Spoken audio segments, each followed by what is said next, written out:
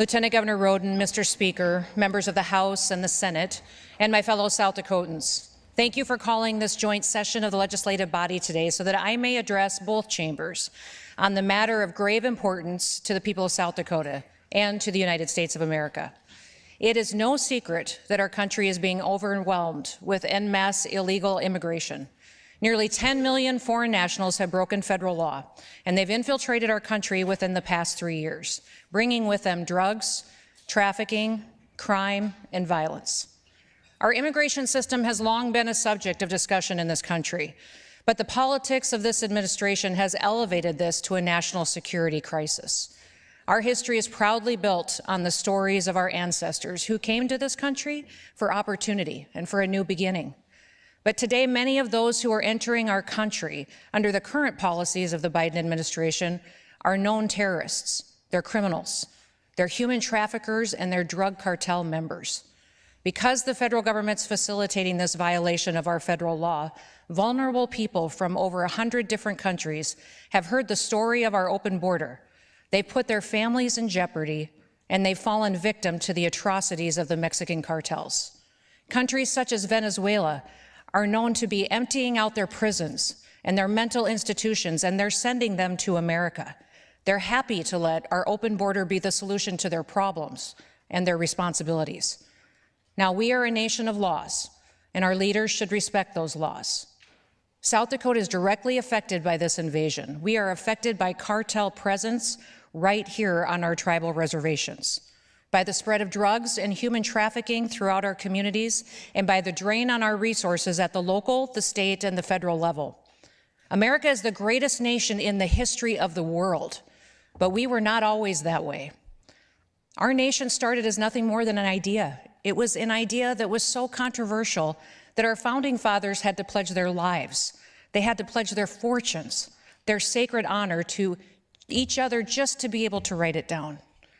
That all men were created equal, that they were endowed by our Creator with certain unalienable rights, that among these are life, liberty, and the pursuit of happiness, that to secure these rights, governments are instituted among men, deriving their just powers from the consent of the governed, that whenever any form of government becomes destructive to those ends, it is the right of the people to alter or to abolish it.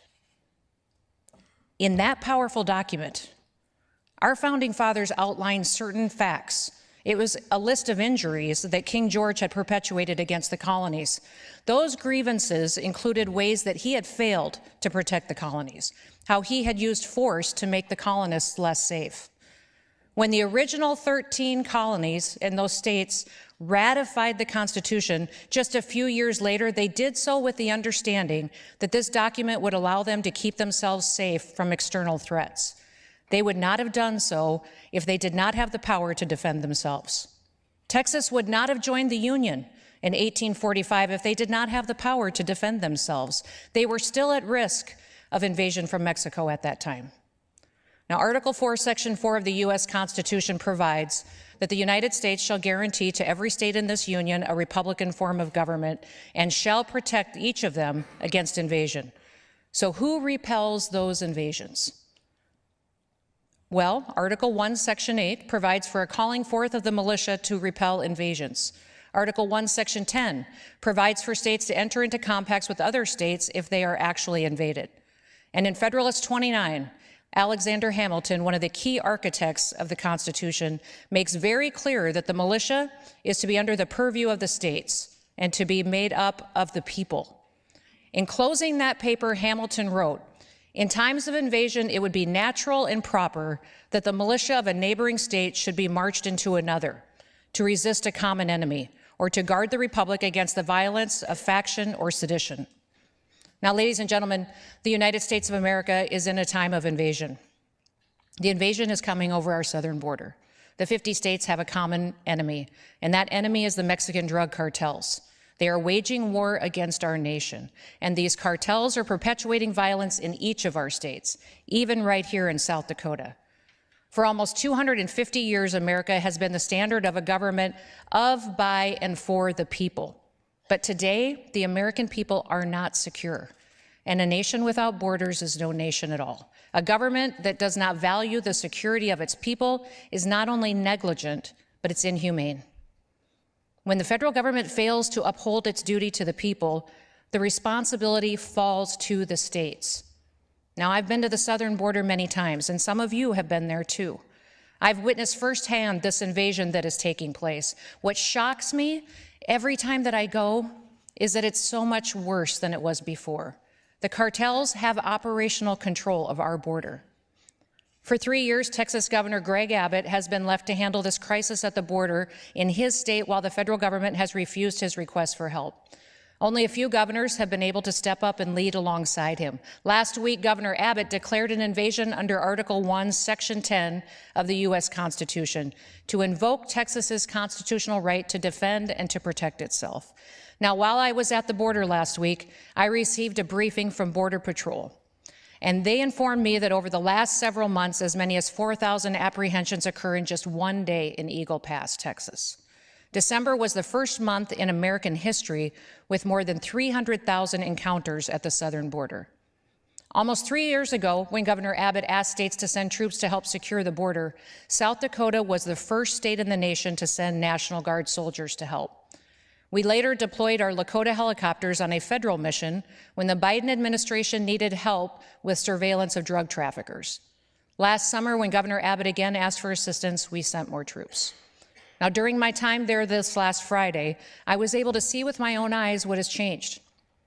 Texas has been calling their efforts and their mission Operation Lone Star. But more recently, what the cartels have been doing is pushing women and children across the Rio Grande. Many of them cannot swim. They're telling them that if they turn back, they will be shot before they reach back to the Mexican shore.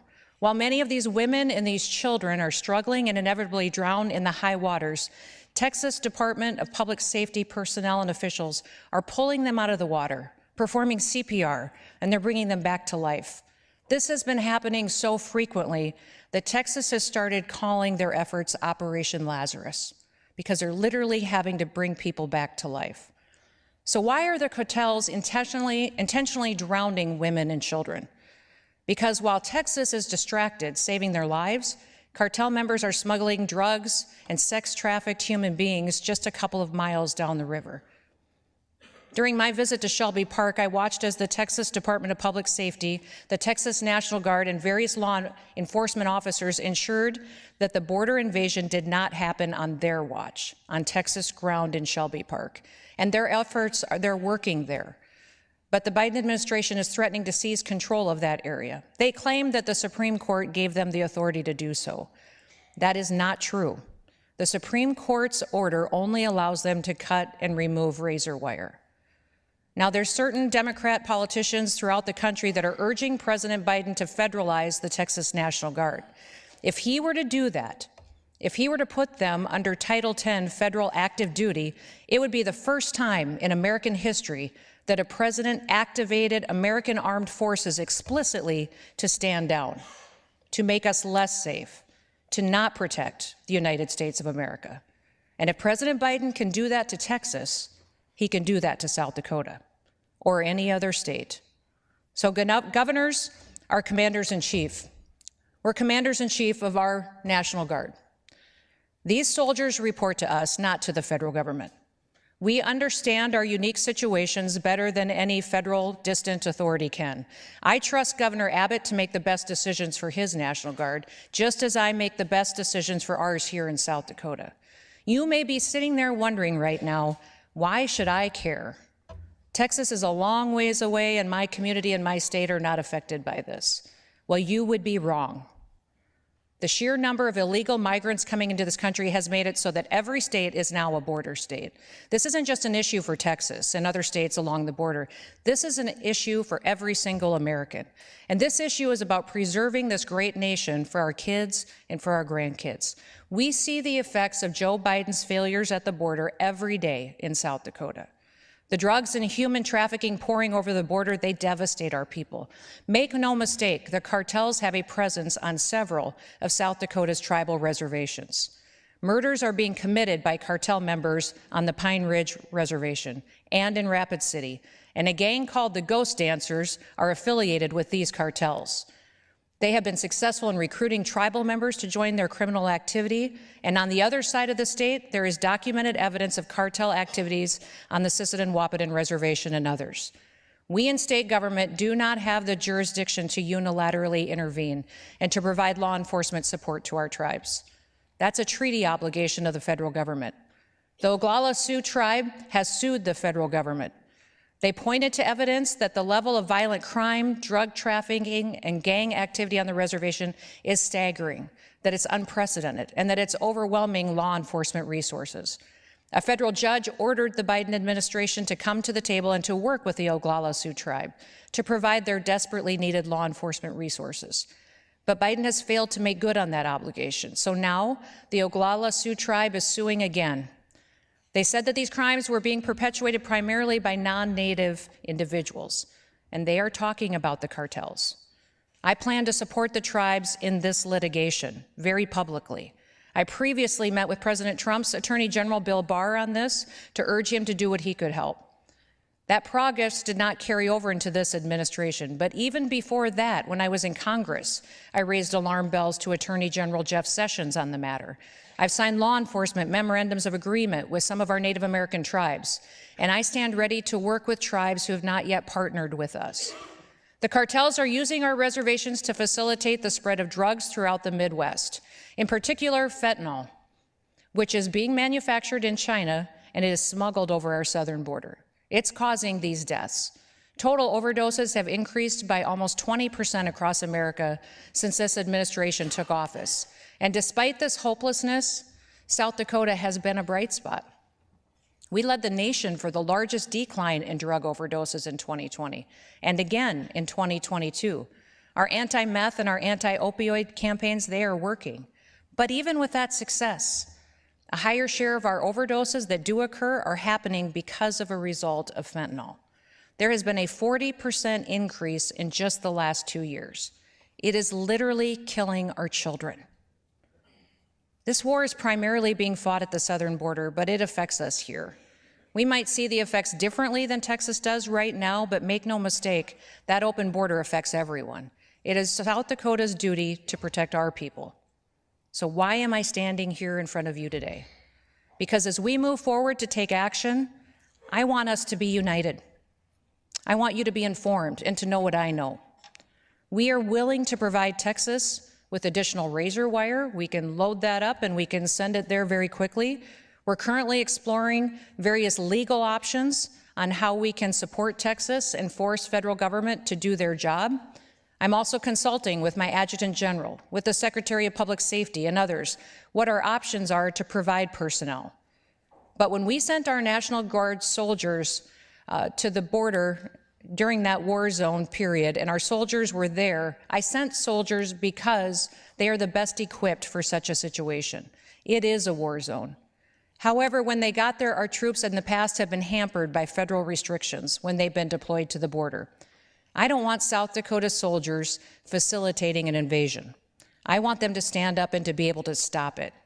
So we are talking to Texas about what rules of engagement can look like differently to make sure that that happens.